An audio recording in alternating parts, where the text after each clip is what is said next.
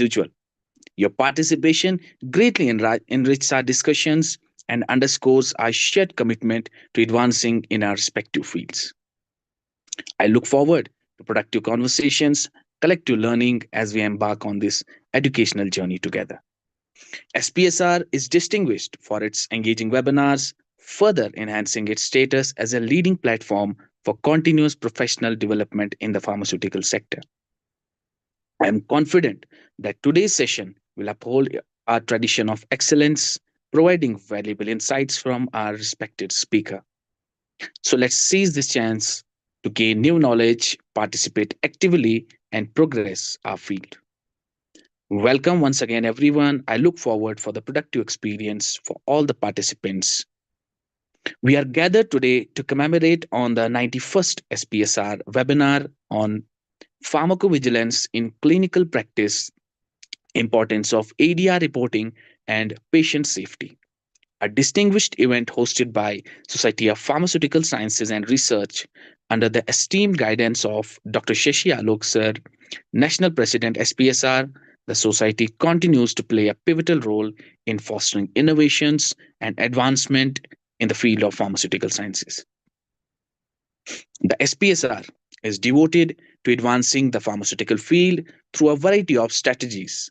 Our mission is to organize conferences that support pharmacy related initiatives and endorse programs tackling public health issues in India, focusing particularly on disease prevention. So we make it a priority that to recognize and honor pharmacists whose notable contribution drive progress in our fields. At the heart of our mission is a commitment to spreading pharmaceutical knowledge, ensuring steady and robust exchange of information about pharmaceutical practices and services also. By striving towards these objectives, we aim to elevate the quality and impact of pharmacy profession, fostering a proactive and collaborative community dedicated to excellence. It's a great privilege to introduce Dr. Neha Rani ma'am, Associate Professor, Department of Pharmacology, Kalpana Chawla Government Medical College, Karnal, Haryana, India, as our distinguished speaker. Dr. Neha Rani ma'am expertise greatly contributes to our event, providing substantial knowledge and insights. Her participation is certain to enrich our discussions and expand contributions on exploration of pharmacovigilance in clinical practice. We are grateful for her engagement also.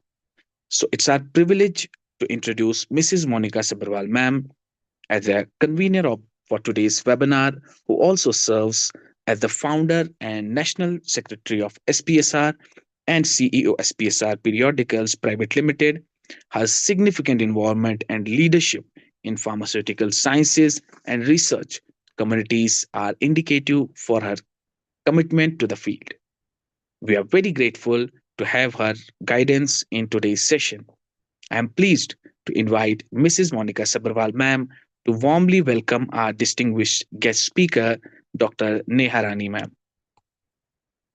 Over to you, ma'am.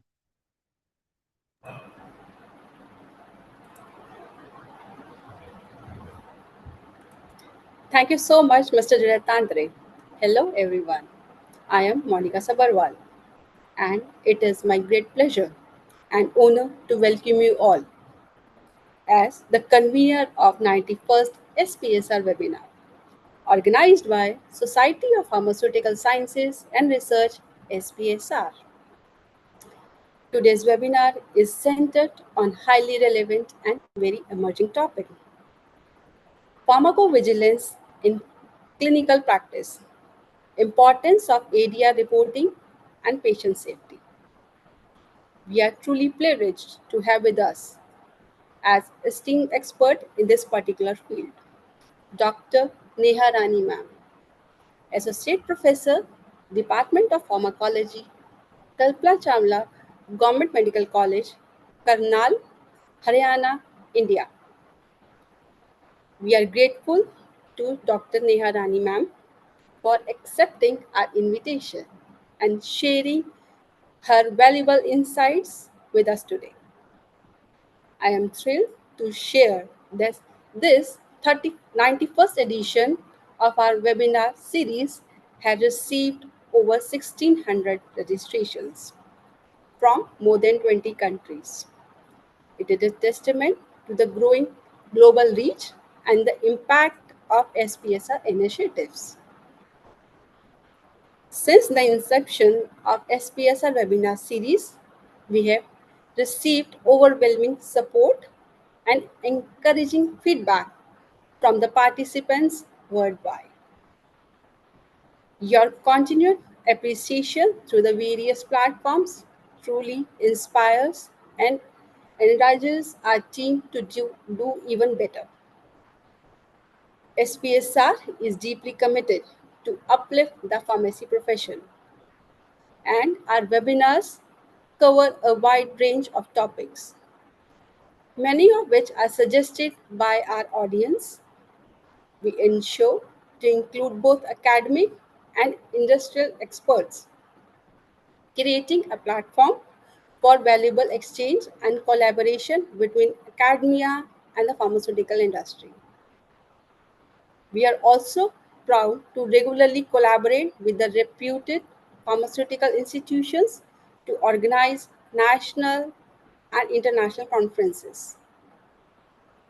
This year, we have witnessed an incredible response from the institutions, eager to associate with the SPSR in a very meaningful ways. Our SPSR YouTube channel has crossed 21,000 subscribers with viewers of over 50 countries, and response to our webinars is overwhelming, with 99% of the participants reporting that these sessions positively contributed to their professional development. We are especially thankful to all the professionals, researchers, and the students who have taken the SPSR membership and joined hands with us in this incredible journey. Our certificates of the participation have proven to be a great value of addition in their academic and the professional portfolios. Importantly, all SPSR webinars are completely free of cost, and we are proud to support an inclusive learning environment accessible to everyone. Our consistent efforts in inviting international speakers and hosting interactive sessions and sharing the cut edge research ensure that we continue to deliver value driven and insightful events every time. We invite you to stay connected with us through our official website and social media platforms, where you can learn more about the SPSR membership, institution collaboration, and even suggest the topics and the speakers for the upcoming webinars. Before we commence, I would like to warmly welcome our National President, Dr. Shashi Alok, whose visionary leadership has been crucial in the impressive transformation of the SPSR. I would like to extend my heartfelt thanks for the significant contributions made by Mr. Junaid Tantre, the co-convener of this webinar, and organizing committee members, Dr. Pradeep Golani, Dr. Saurabh Kose, Dr. Sanjay Nagdev, Dr. Ankur Agarwal, and Mr. Rishabh Bhanot. Their tireless efforts have played a very crucial role in transforming vision of this event into a reality. Join the SPSR Environment Committee of 55,000 pharma professionals actively engaging across LinkedIn, YouTube, Facebook, and WhatsApp. Let's connect, learn, grow with the top tier webinars, and gain exclusive content every time. Do not miss out this unparalleled opportunity to elevate your pharmacy practice. Stay updated by subscribing to SPSR YouTube channel and enabling the notification bell icon for instant alerts. Follow our journey in advancing the pharmaceutical sciences for the societal benefit. Once again, I extend my heartfelt gratitude to our esteemed speaker, Dr. Neha Rani ma'am, for joining us today and sharing her valuable insights with us. I also sincerely thanks to on, each one of you for being vital part of this ever-growing SPSR family. Together, let us continue to advance knowledge, empower professionals, and elevate the global pharmaceutical sciences community worldwide. Your enthusiasm and active participation and the trust on the SPSR drive us to keep going strong every time. With that, let us begin today's enriching session. Once again, I welcome you all to the 91st SPSR webinar. Thank you so much, and over to you, Mr. Jonathan. Thank you so much, ma'am. I really appreciate for granting me opportunity to present this webinar. So, without ado, I'm going to read now guest profile. Dr. Neha Rani, ma'am, is a pharmacology professional with over 15 years of research experience and 8 years of teaching experience. She is currently working as an associate professor in Department of Pharmacology at Kalpana Chawla Government Medical College, Karnal, Haryana.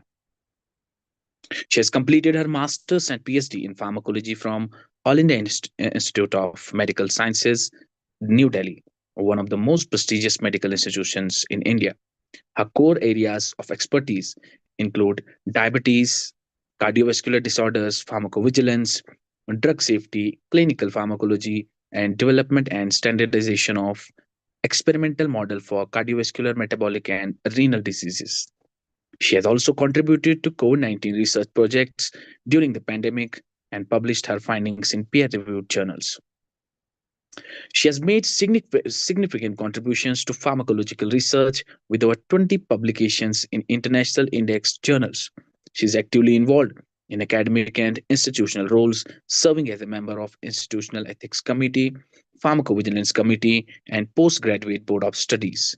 She is proficient in a wide array of laboratory techniques, including ELISA, spectrophotometry, Western blotting, immunohistochemistry, immunofluorescence, histopathological staining techniques, and disease model development in experimental pharmacology. Dr. Neharani, ma'am, is a reviewer for reputed international journals, including those published by Elsevier, Springer, Wiley, Taylor, and Francis, Bentham Sciences.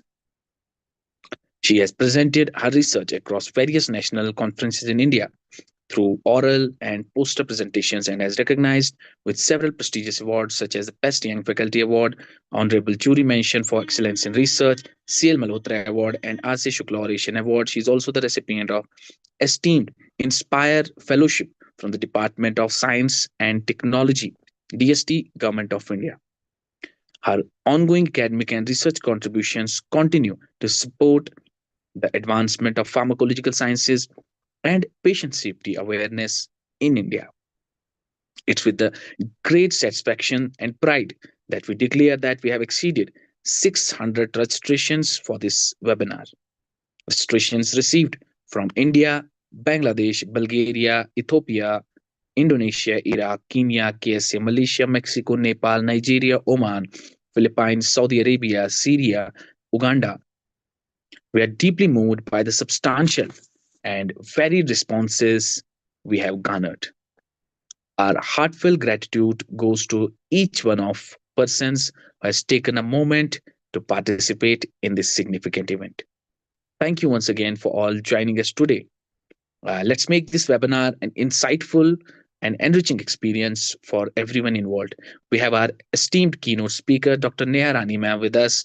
Welcome, ma'am. Your insights will be highly valuable, and I would appreciate it if you could present them in your speech. Over to you, ma'am. Good morning, all. First of all, I would like to thank the organizers for giving me this opportunity to speak today. My topic for today's presentation is pharmacovigilance in clinical practice, importance of ADR reporting and patient safety. Hope my slides are visible. Then, Of course, ma'am, please. okay.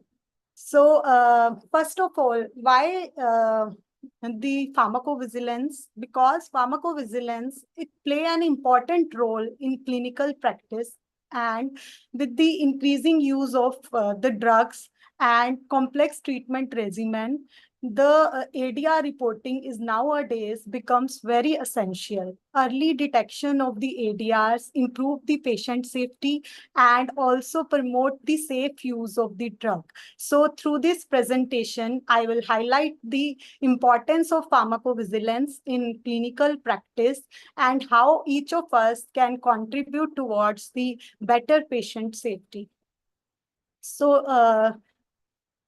to begin with, the content, today I will be covering the adverse drug reaction and their types, then the pharmacovigilance, and need for why the pharmacovigilance is essential or why it is important, and the history of pharmacovigilance, what is the role of WHO Uppsala Monitoring Center, and what are the various tools that are used in pharmacovigilance, what is the ADR reporting procedures, and what are the challenges that are faced during the ADR reporting, and how can we improve the ADR reporting. So first of all, and first, we have to understand the difference between the adverse drug reaction and the adverse drug event. Adverse drug reaction and adverse drug event, although these terms are more commonly used, but they are different. First, adverse drug reaction, it is a noxious change that is occur due to a drug at at a normal doses used in man, which and this reaction requires treatment or decrease in dose or indicate caution in the future of use of the same drug. However, the adverse drug event is an any untoward medical occurrence that may present during the treatment with the medicine, but it may or may not be related with the drug. For example, if the patient has taken the amoxicillin and the patient suffer with diarrhea, then because the diarrhea is commonly associated ADR with the amoxicillin, so it is considered as a ADR. But with the same drug, if the patient like a patient suffers from hair loss, so if this hair loss comes under adverse drug event because it is not the common ADR that is associated with the amoxicillin. So adverse drug reaction is a known ADR that is associated with the drug, but adverse drug event is a new, or it may or may not be related with the drug. There may be other causes like medication errors or maybe patient disease condition itself causing that. So therefore, uh, all the adverse drug event are adverse drug the are adverse drug reaction, but not all the ADRs are adverse drug event. So this is the key difference between these two. So next is serious adverse drug reaction. When we call the adverse drug reaction is serious, when it result in death or life-threatening condition, or causes the prolonged hospital stay, or causes the significant disability, or maybe a significant organ damage in the patient, or if it causes congenital abnormality or any birth defect. For example, like clozapine, it is an antipsychotic drug. It causes agranulocytosis in the patient. So with this condition, it is the life-threatening condition also, and it increases the hospitalization stay of the patient. prolong the hospitalization. And sometimes the aminoglycosides, if we give to the patient, it causes the nephrotoxicity or ototoxicity. So these drug causes significant disability in the patient, and many drugs causes teratogenicity or birth defect in the patient. Like thalidomide is a drug that causes phocomelia in the pregnant woman. When the thalidomide is given in the pregnant woman, then it causes in the newborn phocomelia as a adverse. So what are the different types of the ADR? First is type A. Type A is augmented adverse drug reaction. Augmented means that these reactions, they are dose related, they are predictable, they are more common, and also they are preventable. Like if insulin causes hypoglycemia, so it is a well-known adverse effect that occurs with the insulin, and we can prevent also the this adverse effects. And B is bizarre.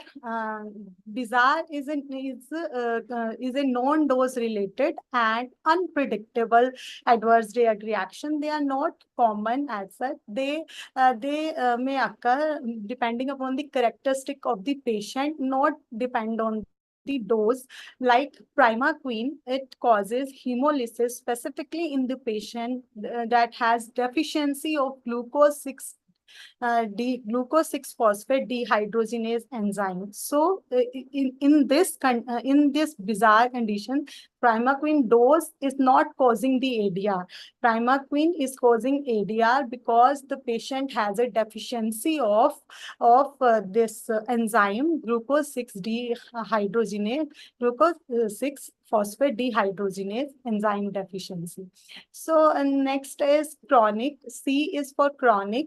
Sometimes the adverse effects occur due to the chronic or long-term use of the drug. Like phenytoin, if we use phenytoin is an anti-epileptic drug, and if we use this drug for a long time, then it causes gum hypertrophy in the patient. So D is for delayed. These reactions, they appear after some time, and they are not related to the dose, but they appear after some time. Even after stopping the drug, these reactions appear.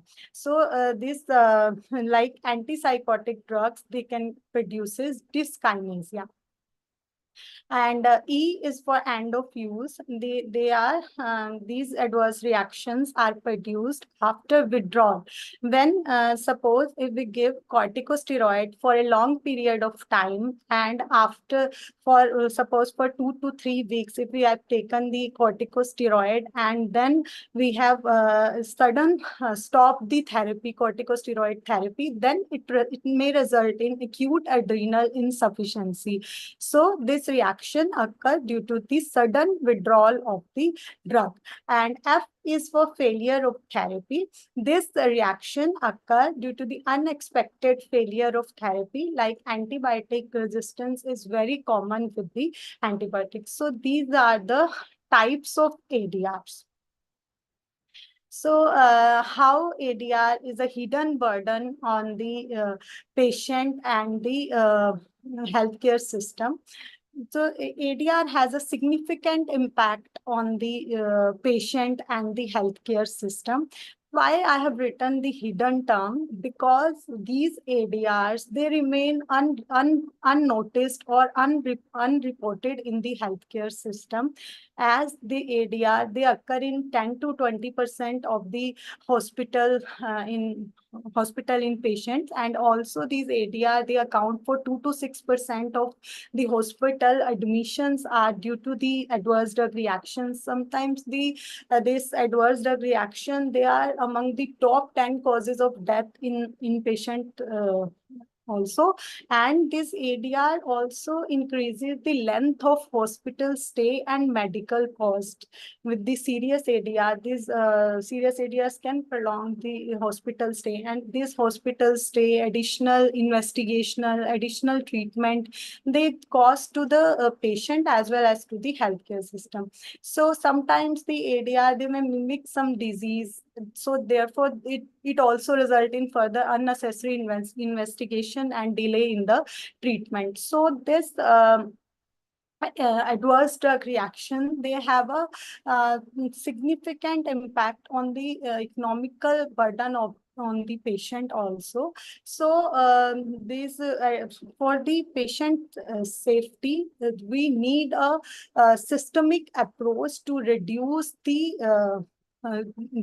ADRs. So to improve the patient safety and also to reduce the harm on the patient and to reduce the cost, we need a systemic approach like pharmacovigilance. So pharmacovigilance, what is mean by pharmacovigilance? Pharmacovigilance is a Greek word from pharmakon and vigilia.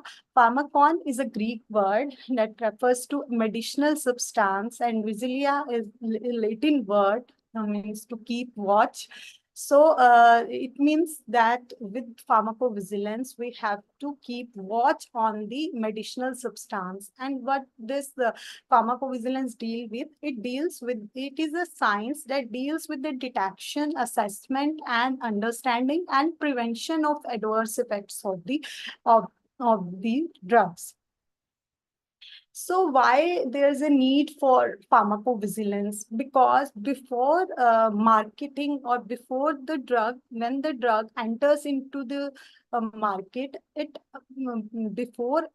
undergoes various preclinical and clinical trials. So preclinical meaning that we have to check the efficacy and safety of drugs in the animals. If the drug shows efficacy and safety in animals, then it enters into the clinical trial, and there in the clinical trial, again the safety, again we check the safety and efficacy in the humans.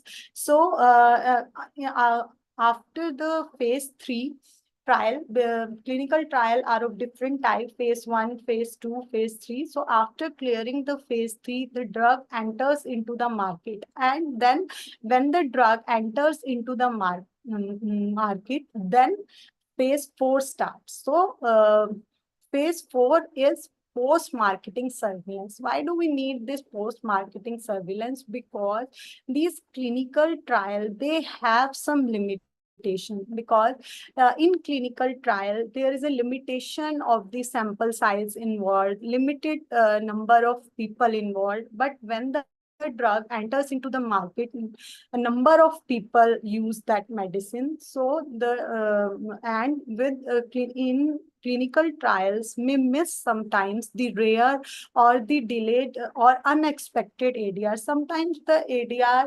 appear after some time. So these type of ADR develop after some time. So clinical trial, they miss this rare, delayed, or unexpected ADR. So through this post-marketing surveillance, we can detect these ADRs, and the clinical trials often exclude the vulnerable populations such as children, elderly, pregnant women, and patients with comorbidity like liver disease or renal disease. So, but when the drug enter into the market, many people uses this: children, elderly, pregnant, depending upon the dose variation, many people uses this. So we can detect these ADR also through this post marketing surveillance. And another limitation of the clinical trials is controlled trial settings do not reflect the real world medicine use.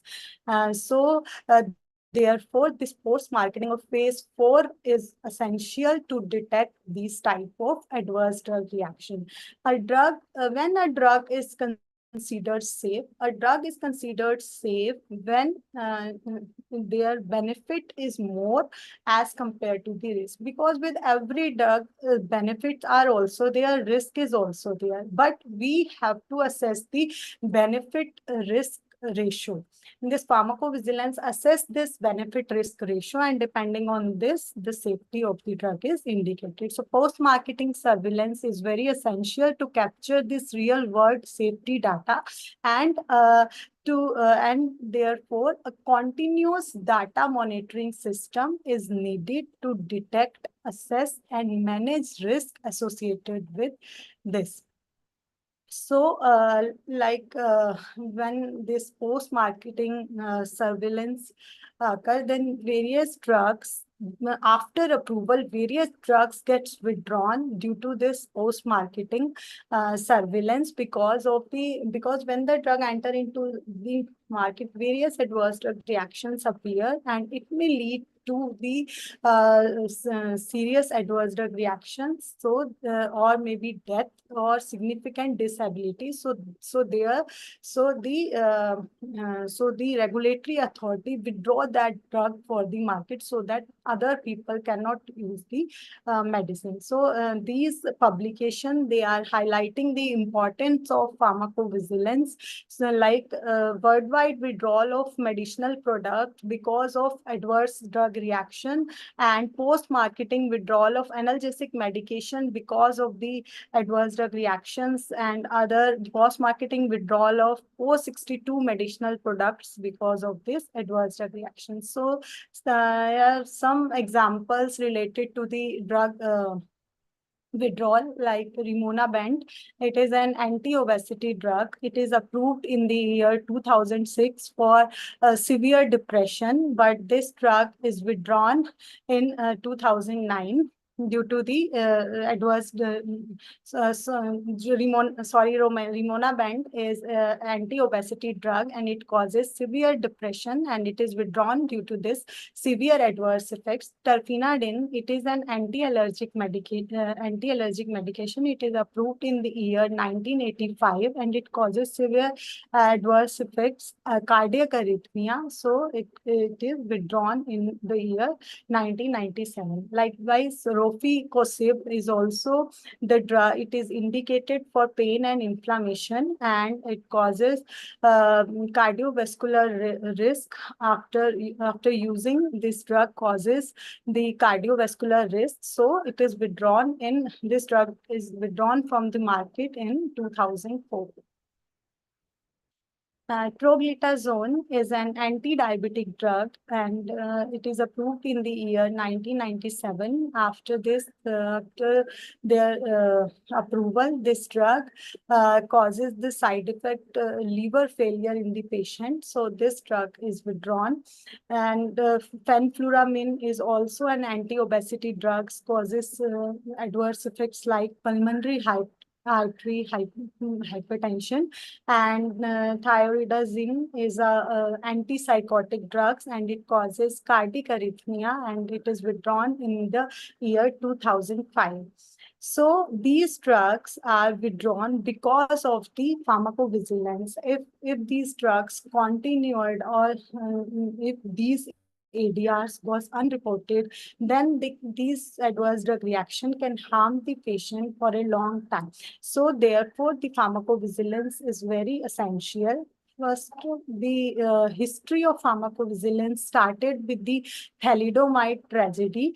Thalidomide is a drug that is used in pregnant women to treat morning sickness. When the pregnant woman uses this drug, the baby that born with no limbs or underdeveloped limbs, like showing in the picture, the baby born with no limbs or underdeveloped limbs. So these limb deformity is called phocomelia, and this it result in 46 country worldwide this condition. So this thalidomide tragedy lead to the formation of World Health Organization International Drug Monitoring Program in 1968. So what are the objective of pharmacovigilance?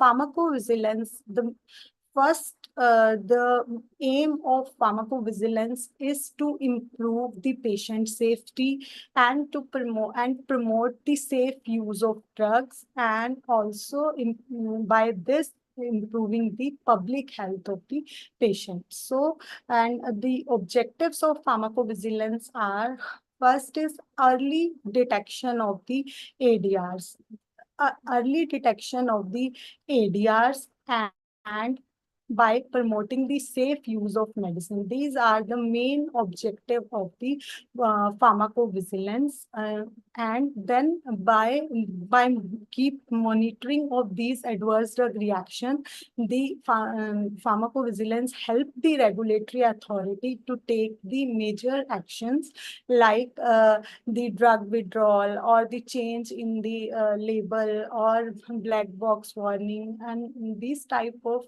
regulatory decisions can be made by continuous monitoring of the ADRs. And also pharmacovigilance, by conducting the different workshops, seminar, it can educate the healthcare professional and public about the ADR, about the importance of ADR reporting. And pharmacovigilance help in assessing the risk benefit ratio, in the so by if the drug is considered safe if risk is less and benefits are more. Therefore, this risk benefit ratio is very important to calculate. So then another objective of pharmacovigilance is to communicate the risk to the stakeholders, or to communicate the risk to the healthcare professionals and the public, the risk of the medicines. So suppose if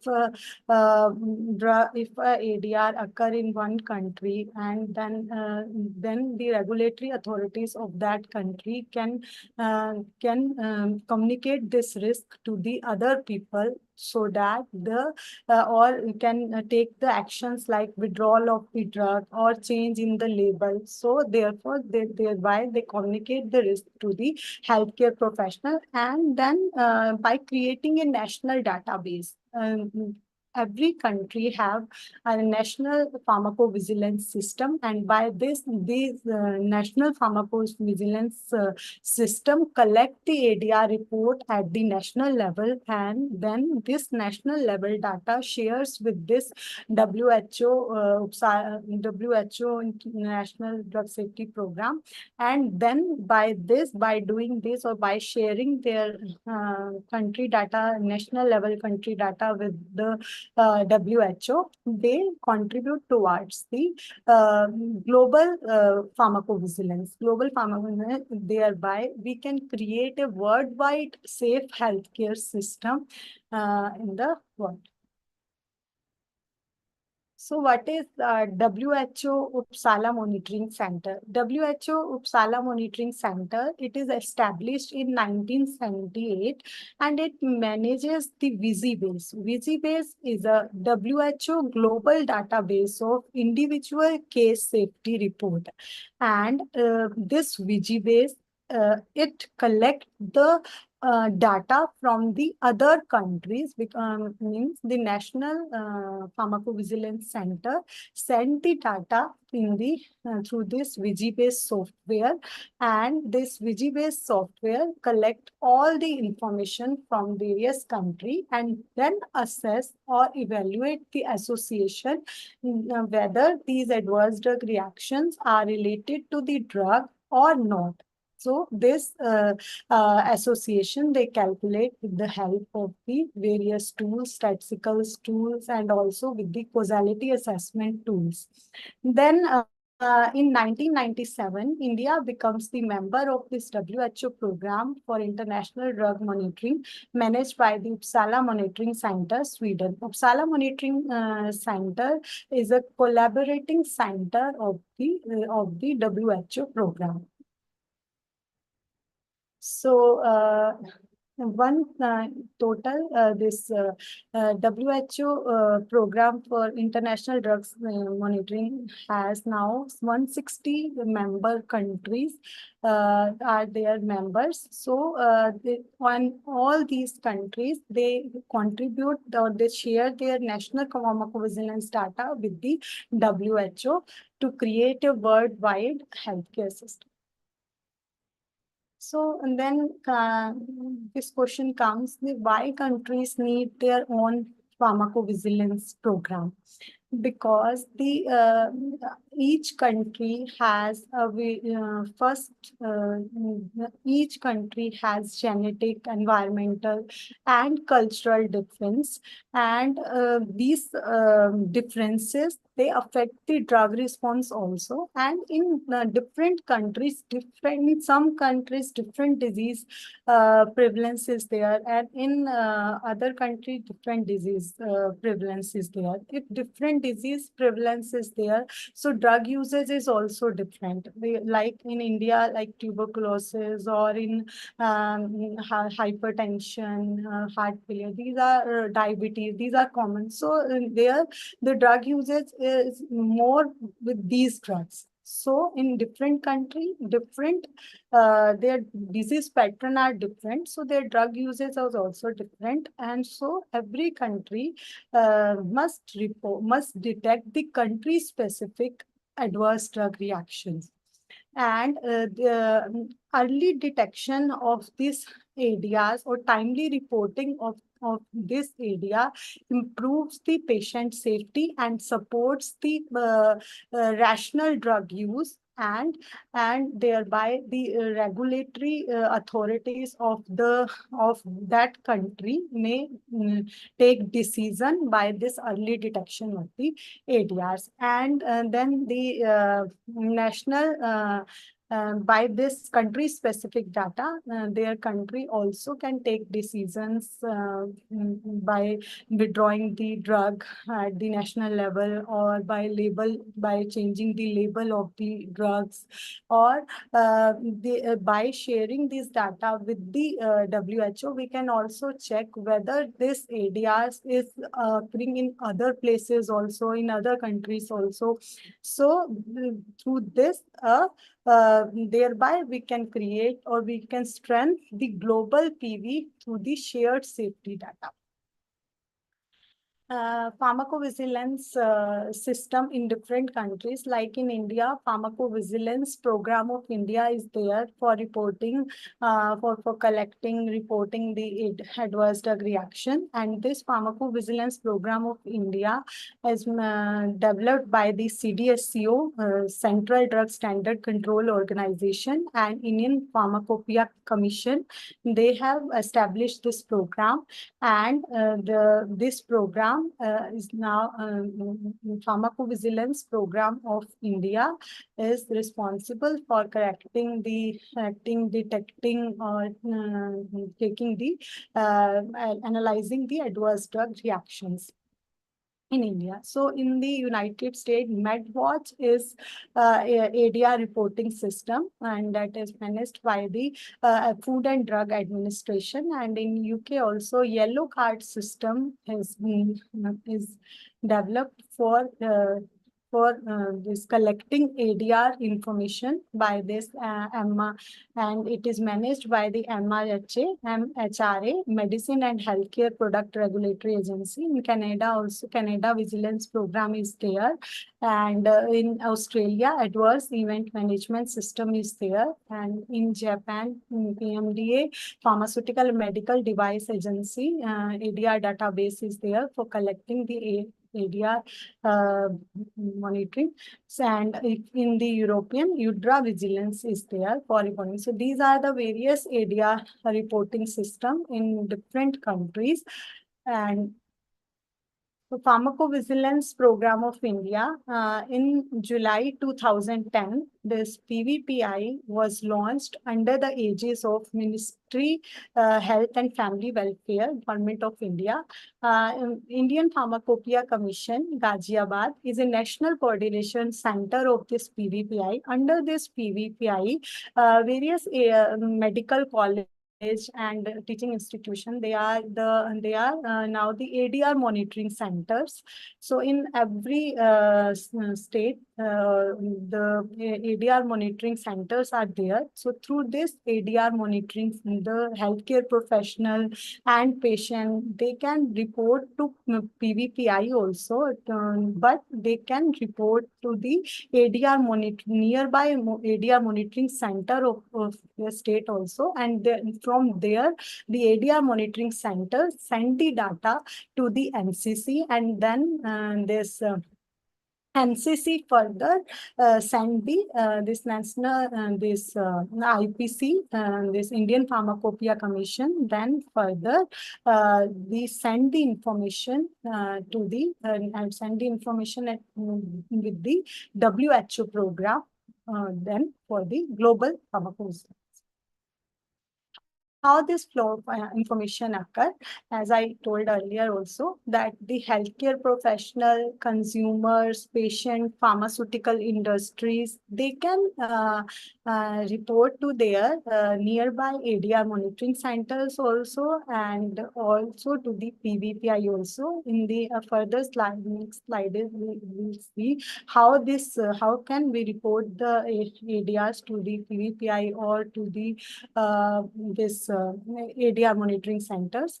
So from this national PV, all the national PV center, they enter their data into the VigiFlow software. So VigiFlow software is at the national level.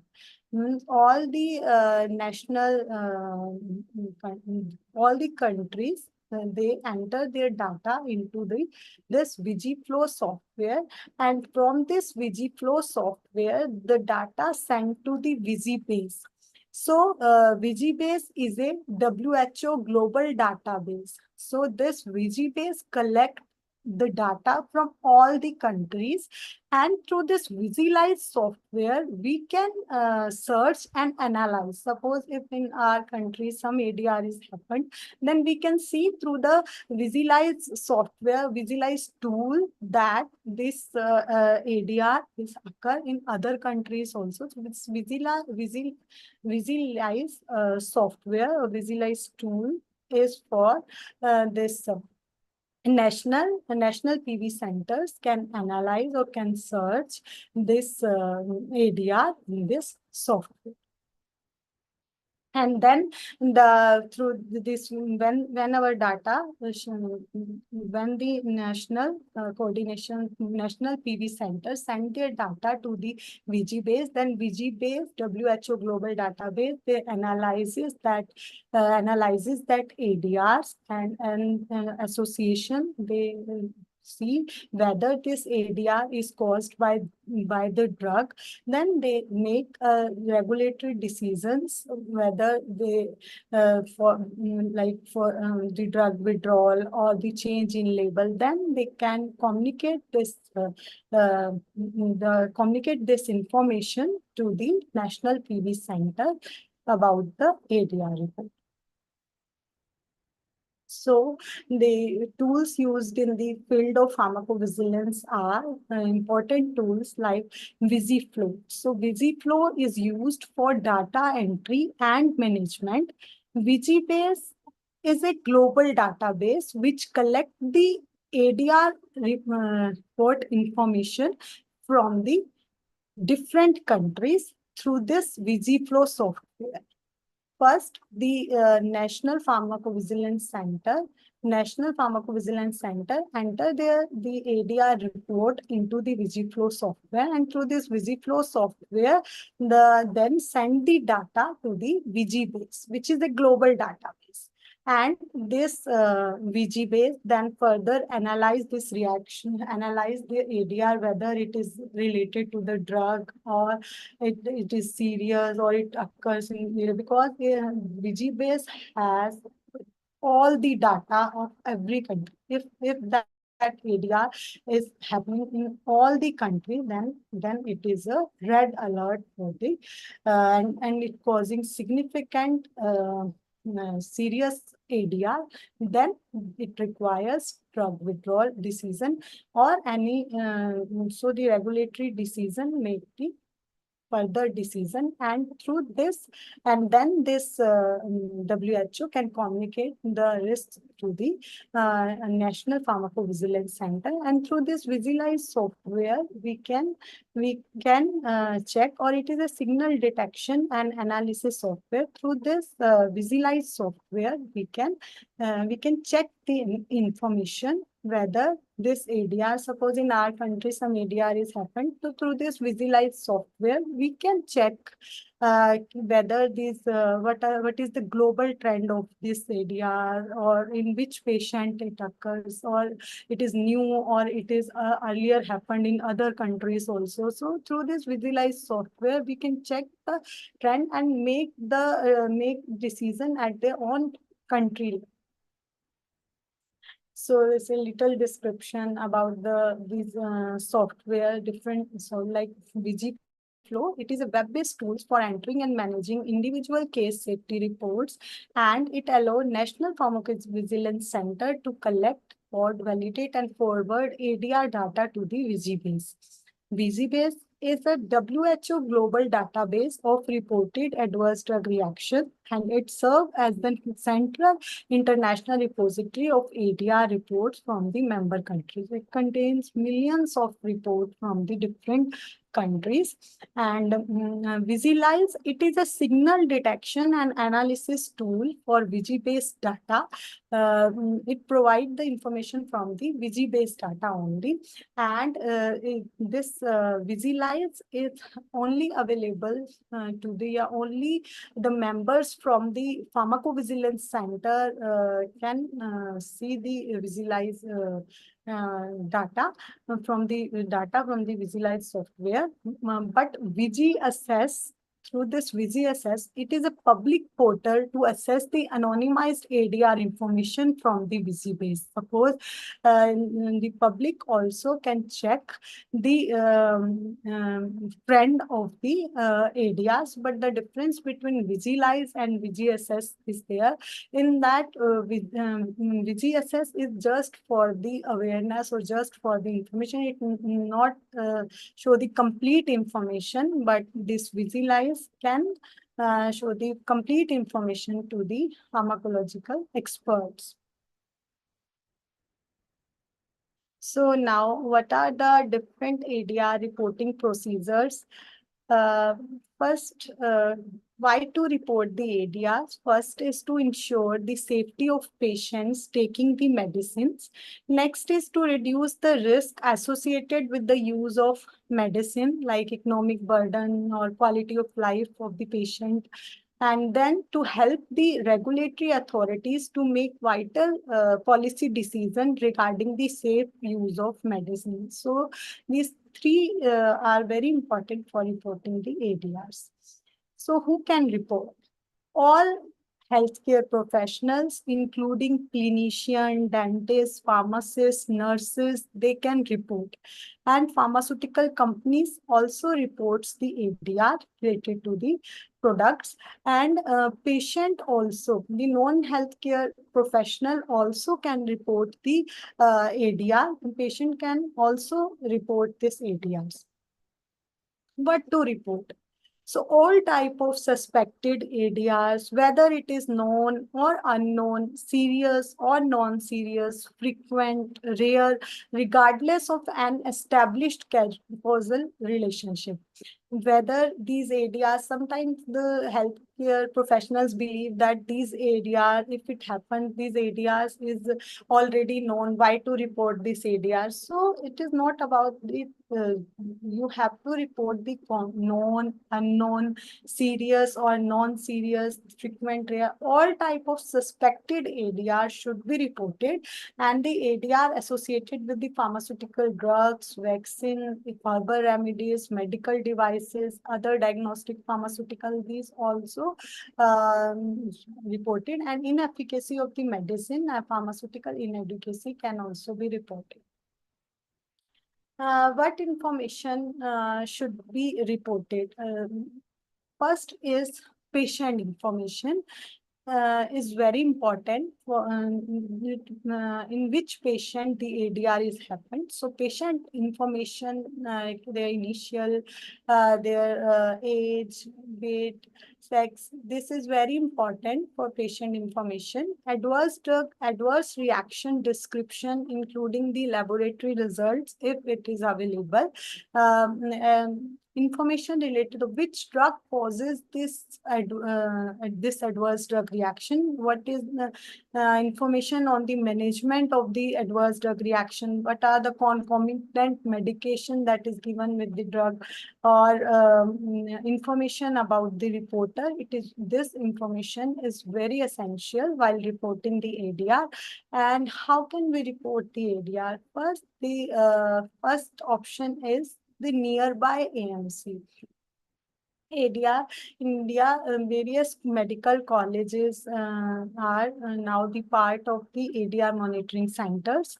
You can check the list of ADR monitoring center on the IPC website, Indian Pharmacopoeia Commission website, and a list of ADR monitoring center is available. So we can report the ADR to the nearest ADR monitoring center, and also by the ADR, by filling the ADR reporting form, or by the mobile apps like ADR PVPI app is available and is very user friendly.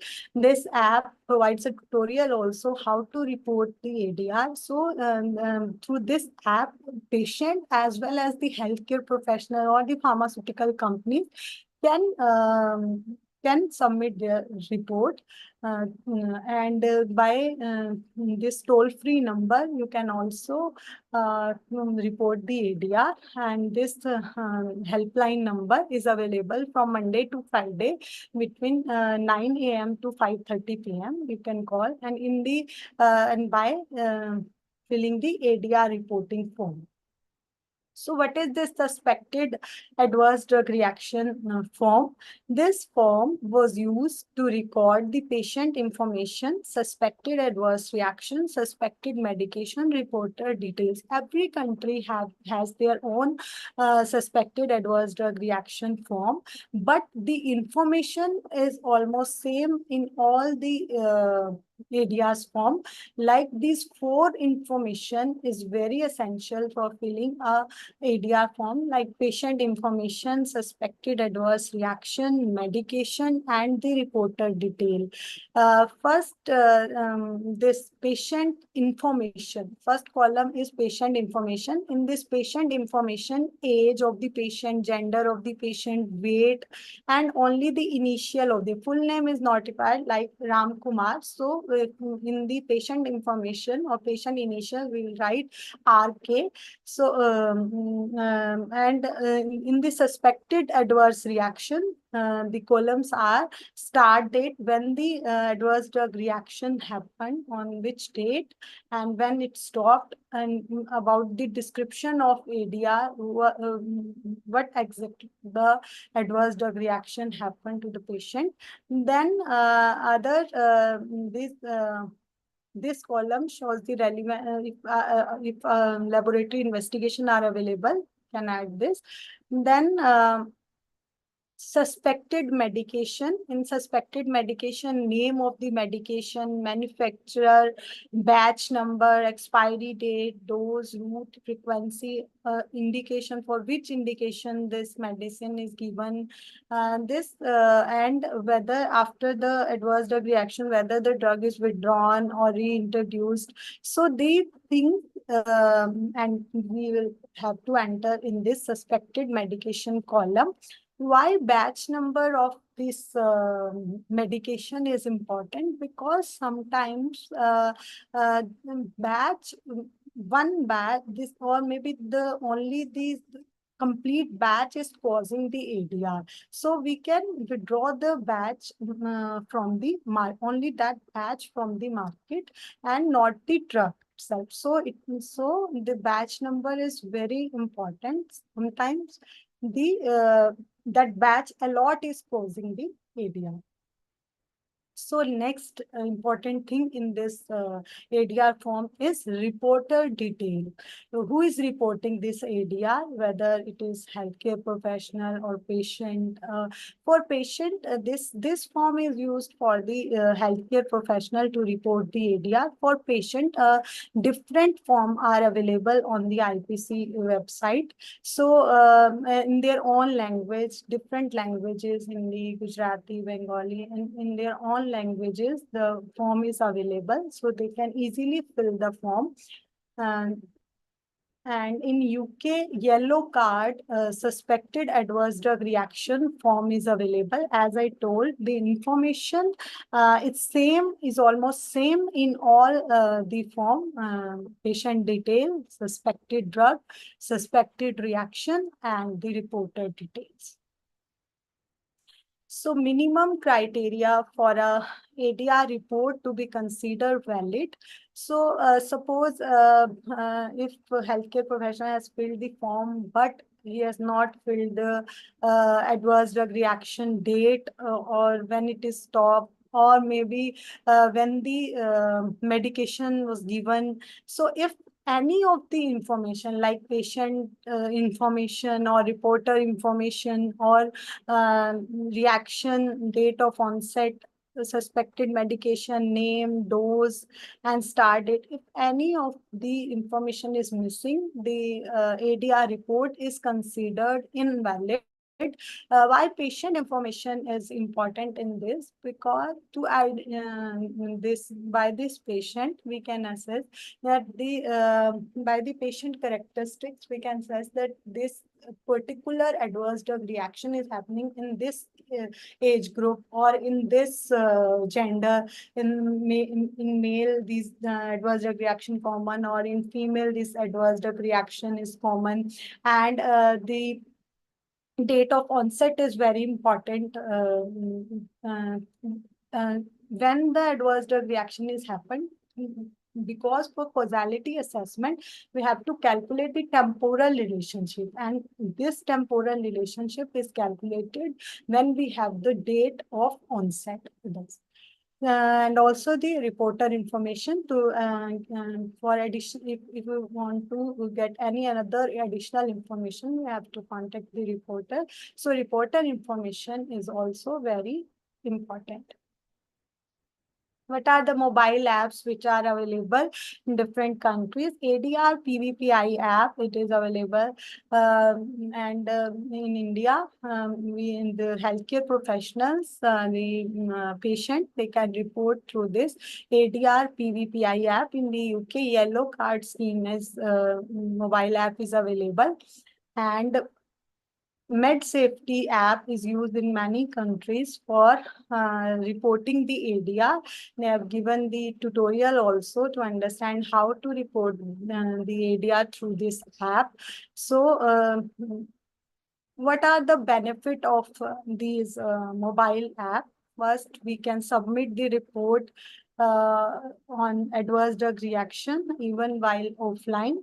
We can view and suppose we have submitted the information, then after this also we can view the previous submitted information. And after when the patient, when the healthcare professional or patient submit the information through this app, they can also get the feedback also. Okay, your report has been received. So this also create that the report is patient can check the immediate acceptance of the report. And also they can create a watch list of medication to receive the personalized news and alert about the medication. It is very important for the healthcare professional to check whether these medication to get the personalized alert about or news about the medicine. So these mobile app, they and also they reduce the time also and save the paperwork also. What are the challenges that are faced in ADR reporting? First is incomplete or inaccurate report. sometimes in the ADR report missing essential information, like I have earlier told. Sometimes in the ADR reports, patient data is not there, or drug detail is missing, or for indication of for which the drug is given is missing, or poor documentation, time writing is not clear, or maybe in the column the drug dose is not written. So these reports are considered incomplete or inaccurate. So these reports, they have no value if the essential information is incomplete in it. And the second most important cause is underreporting. So common causes of this underreporting are: first most common reason is lack of awareness. Lack of awareness in the healthcare professionals or the patients, they are not aware about the reporting of the ADRs. They do not know whether this ADR, yeah, how to report this ADR. So sometimes time constraint is also a very important factor. The doctor and nurses, they have very busy schedules, so they didn't get enough time to fill this ADR form. And also sometimes they think this ADR reporting is not their priority. So that also might sometimes causes the underreporting of the ADR, and sometimes this also increases the extra workload also in their routine clinical practice also. And sometimes some believes that the mild ADRs should not be reported, only the serious ADR should be reported. So it is not like that case, only serious report should be serious ADR should be reported. All known, unknown, frequent, rare, all type of adverse drug reactions should be reported. And sometimes the fear of legal action also, because if sometimes suppose if the ADR occur in their care, sometimes they believe that it might be due to the my care or understand. So the fear of legal action is also the main reason for the underreporting of the ADR. So even though reporting is very important. So how can we improve this reporting? So there are various methods to improve this ADR reporting. First, by the regular training session for increasing the awareness amongst the healthcare professional and the patient on the proper ADR identification reporting procedures. And also because sometimes time constraint is also, like I told, it is a major factor. So this time constraint or busy schedule can be simplified by this user friendly apps, because these apps, they take less time and quickly report the ADR, and also reduce the paperwork also. And by implementing the regular reminder, also we can improve the ADR reporting, because every ADR is important. So for better patient safety, or to improve the patient safety, or to improve the public health, this ADR reporting is very important in the clinical practice. So with this, I conclude. Thank you for listening.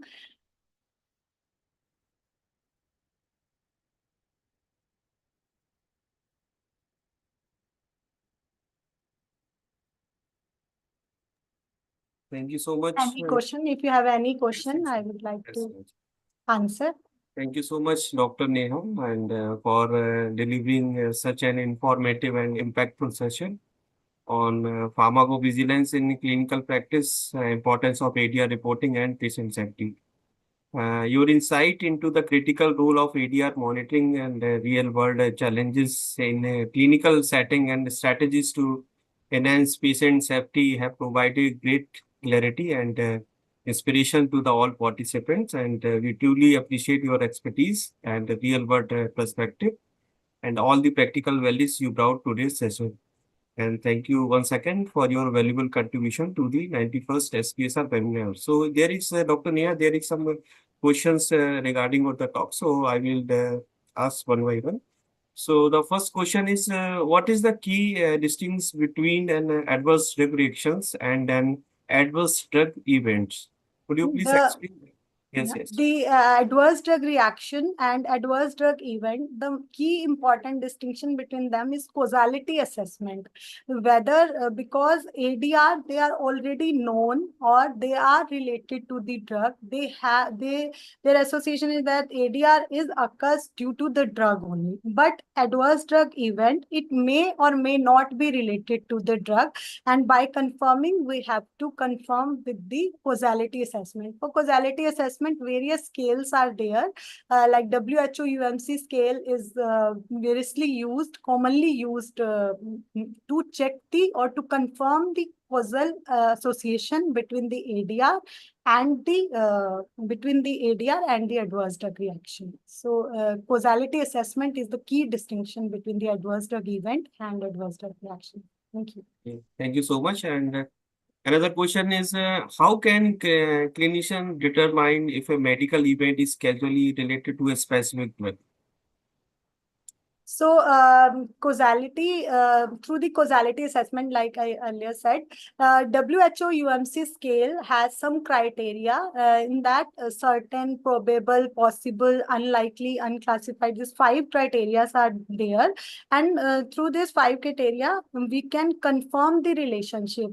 For this certain, probable, possible, some criteria is there, like temporal relationship. When the ADR occur, and the time when ADR occur or when we have given the drug. If in this temporal relation is reasonable means if it occur within the time frame. When suppose if we have given drug and the ADR occur within 2 hours or within 1 hour, then it is in reasonable or plausible time. And if we say that ADR occur after a year, so it is not a temporal time relationship. So this is temporal time relationship. Another criteria are also there for confirming this causality assessment.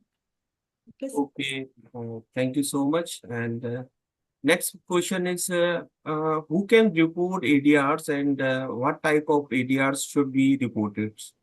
Every healthcare professional like clinician, nurses, pharmacists, pharmaceutical companies, and also non-healthcare professional can report the ADR, and all type of ADR like serious, non-serious, frequent, rare, all type of ADRs should be reported. Okay. Uh, Next question is, Dr. Neha. What are the minimum data requirement for a valid ADR report? For the minimum criteria for an ADR considered valid is first is patient information. Patient information is very essential. Then the suspected drug reaction and a suspected adverse drug reaction, and also the suspected drug. Which drug is causing the ADR is very important. And then reported details. These 4 criteria are very important to be considered a valid report. Okay, thank you so much. And last question is that how do mobile apps and digital platform improve the ADR reporting compliance? As we know, in our daily life, mobile apps are very friendly apps. Many people are using the mobile apps. So by using these mobile apps, we can quickly report. First reason is it saves times. Then it reduces the paperwork also, and we can quickly report the ADR through these apps, and also we get feedback also, whether our report is accepted or not, received or not through this. So these are the advantages of these apps. Okay, just last one question is from the audience, Shruti Verma and Purva Tiwari. They just want to how to get job in pharmacovigilance department. Most of the Uh, students talk about this in the YouTube chat. Okay, sir. Pharmacovigilance, in the pharmacovigilance, various jobs are available for first is pharmacovigilance associate. Like I said, that ADR monitoring center, they are available in all the medical colleges are now the ADR monitoring center. So they require the pharmacovigilance associate for sensitization or for implementing this pharmacovigilance practice in the ADR monitoring center. So I think the minimum qualification for this pharmacovigilance associate is b.pharm, maybe m.pharm. So they can apply or they can see the vacancy on the website also. IPC website, they many vacancies available on this site. They can see the vacancy website. Okay. Thank you so much, Thank you. Dr. Neha, for answering all the questions so clearly and thoughtfully. And your response have provided deeper insight into the practical challenges and importance of ADR reporting in clinical practice. And we truly appreciate your time, expertise, and engaging with you address each query. And your session has undoubtedly enriched and our understanding of pharmacovigilance and its clearly role in the ensuring the patient safety. And thank you once again for your valuable contributions to 91st SPSR webinar. So I just conclude this session. So 91st SPSR webinar, and we extend our sincere gratitude to Dr. Neha Rani for highly informative and impactful session on pharmacovigilance in clinical practice and importance of media reporting and patient safety. And today's session underscore the critical role of adverse decisions reporting in strengthening the patient safety, improving the therapeutic outcomes, and enhancing the overall healthcare delivery. And Dr. Rani's clear explanation, real-world insights, and emphasis of active participation from the healthcare professionals have left us better informed and more aware of the responsibility in the pharmacovigilance ecosystem. For understanding the basic of ADR's reporting to exploring the national PVPI program and the global monitoring system, and this session remind the pharmacovigilance is not just a regulatory obligation but an ethical commitment to protect patients. On behalf of SPSR, we thank you, Dr. Neha Rani, for valuable contributions and all the participants for their engagement. And we look forward to see you in our upcoming webinars. And as we continue to promote knowledge, safety, and excellence in the pharmaceutical and healthcare sessions. And we would like to express an appreciation of the convener, Mrs. Monika Sabharwal, and co-convener, Mr. Junit Tantre, had a pivotal role in the organizing this event. And we extend our gratitude to all the SPSR team members for their collaborative efforts, and which have broadened our understanding and foster cooperating learning. And your collectivity contributions have made this webinar success. And we look forward to continue collaboration in the advancing pharmaceutical science and research. And we look forward to your participation in the future SPSR webinar as we continue to explore the groundbreaking topics and foster knowledge in sharing the pharmaceutical sciences. And lastly, thank you once again and wish you all the success in endeavor and have a great day ahead. And thank you so much, Dr. Neha Rani, for your valuable for time for SPSR. Thank you so much. Thank you, sir. Thank you, sir, for giving me this opportunity. Thank you, sir. Welcome.